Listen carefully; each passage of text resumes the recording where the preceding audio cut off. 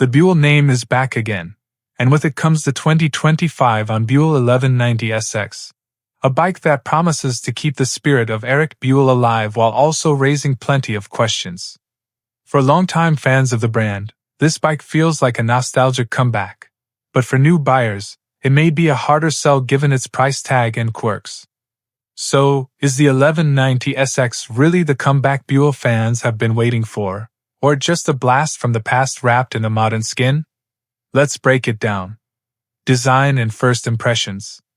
At first glance, the Buell 1190SX looks aggressive, stripped back, and very much in line with what you'd expect from the company.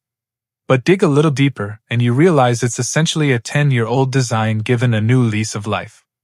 That wouldn't necessarily be a bad thing, but when you're looking at a bike that costs around £22,500, it's tough to justify.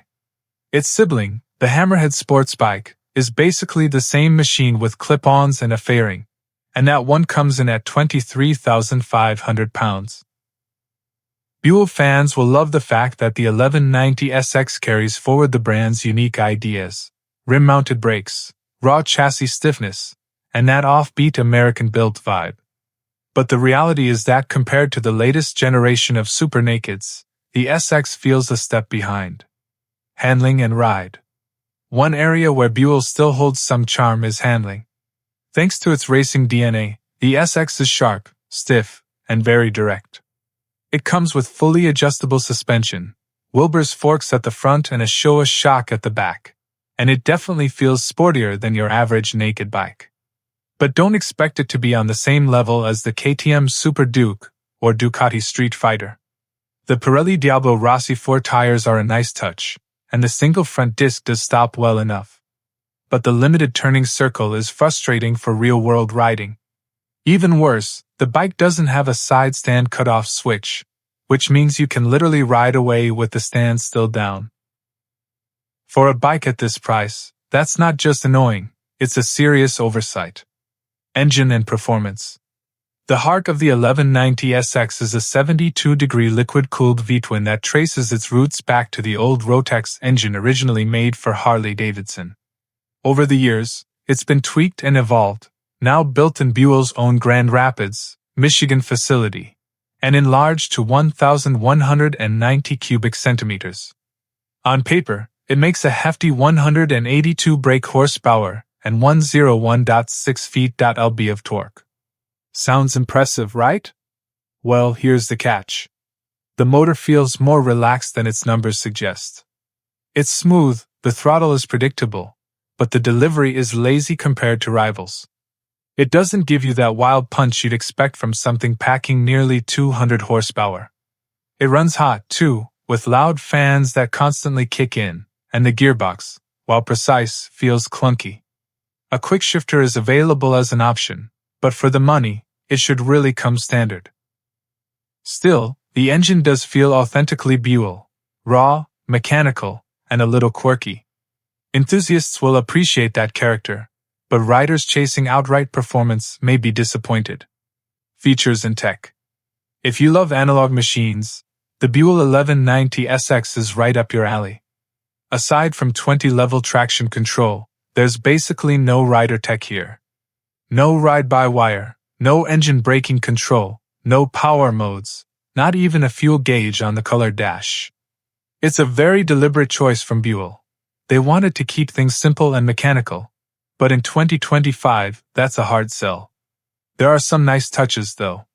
Adjustable levers, adjustable foot controls, fully adjustable suspension, and carbon fiber bodywork all give it a premium feel.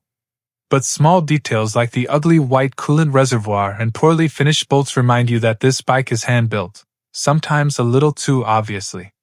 Practicality and ownership. Reliability has never been Buell's strongest point, but the UK bikes do come with a 3-year warranty. Parts are said to be readily available, and each bike is built to order in about 2 weeks, plus shipping time from the US. Insurance shouldn't be an issue once the bike is MSV approved. But here's a major problem. Outside of the UK, most European countries can't road register it yet. Buell is working on a twin-disc, ABS-equipped version that should solve this. But for now, it's a limitation. Price and options.